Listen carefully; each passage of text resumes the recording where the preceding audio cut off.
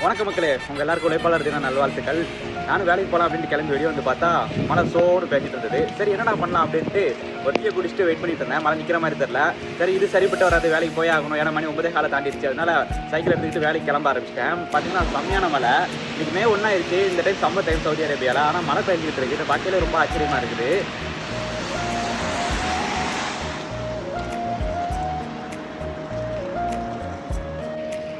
ஏன்னா மே மாதம்னாலே summer time Saudi அரேபியாவில் நல்ல வெயில் தான் போட்டு கொள்ளணும். ஆனால் இந்த டைம் என்னன்னு தெரியல, மழை பெய்யுது. ஸோ இயற்கை கோளாறுன்னு நினைக்கிறேன், ஏதோ பிரச்சனைன்னு நினைக்கிறேன்.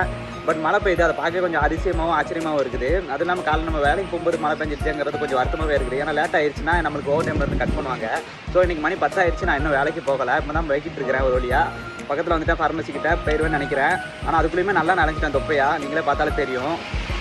ஸோ சவுதி அரேபியா தமாமில் இந்த மாதிரி நல்ல மழை பெய்யுது. நீங்கள் சவுதி அரேபியா தமாமில் இருந்தீங்கன்னா எந்த ஏரியாவில் இருக்கிறீங்க, உங்கள் ஏரியாலையும் மழையா அப்படிங்கிறத மறக்காமல் கமெண்ட் பண்ணுங்கள்.